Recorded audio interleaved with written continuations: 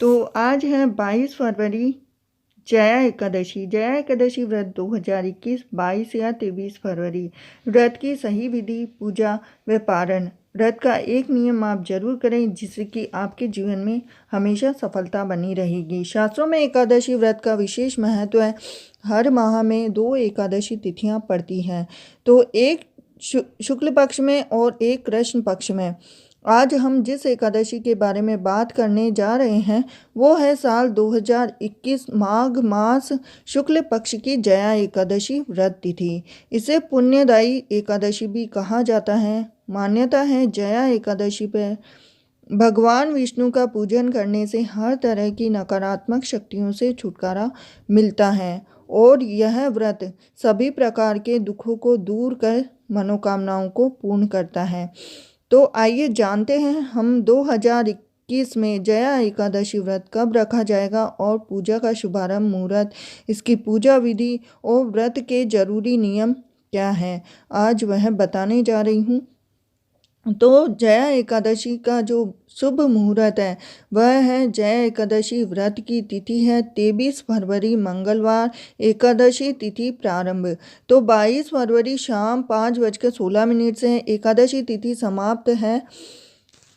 23 फरवरी शाम 6:05 एकादशी पारण होगा। 24 फरवरी प्रातःकाल 6:55 से 9:11 तक एकादशी की पारणा प्रारंभ हो जाएगी। तो जया एकादशी बहुत ही शुभ एकादशी है।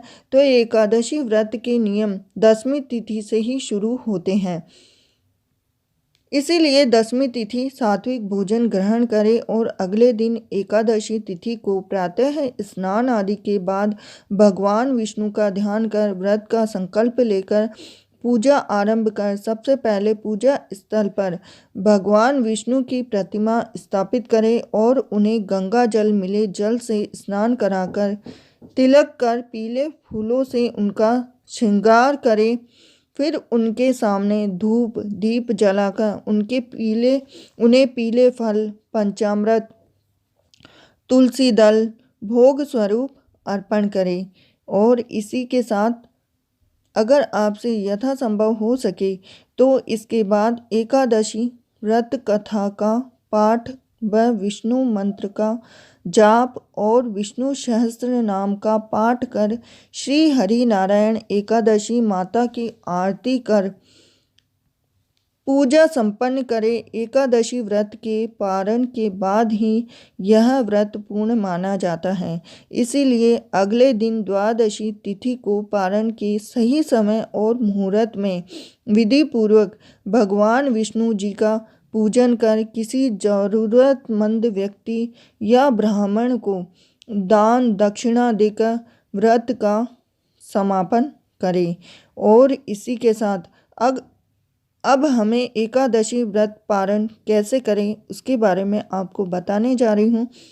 तो एकादशी का पारण द्वादशी तिथि को सूर्योदय के बाद किया जाता है।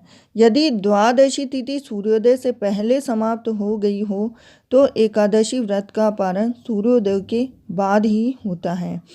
एकादशी व्रत का पारण हरिवासर के दौरान ही नहीं करना चाहिए। हरिवासर द्वादशी तिथि की पहली 1/4 अवधि होती है। व्रत के पारण का सबसे सही समय प्रातःकाल का है और इसके अलावा मध्याह्न के बाद भी पारण किया जा सकता है। पारण के दिन पुनः श्री हरि विष्णु जी का पूजन करने के बाद ब्राह्मण या जरूरतमंद को दान देना चाहिए। अगर ब्राह्मण ना हो तो किसी कन्या को फल या फिर बिस्कुट का एक पैकेट भी देकर आप इस व्रत का समापन कर सकते हैं।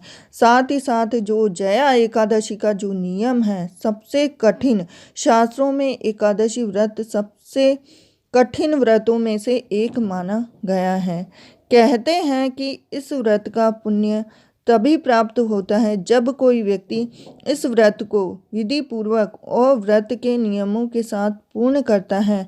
तो मान्यताओं के अनुसार एकादशी व्रत में चावल का त्याग कर इस व्रत को फलाहार ही करना चाहिए।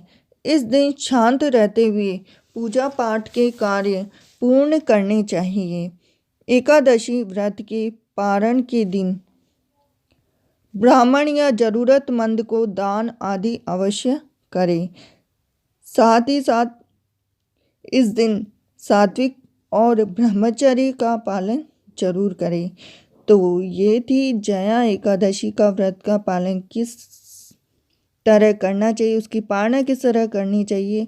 तो इस महत्वपूर्ण जानकारी में हमने जया एकादशी कब है और सबसे खास उसके नियम क्या हैं, इस वीडियो में आपको बताए हैं।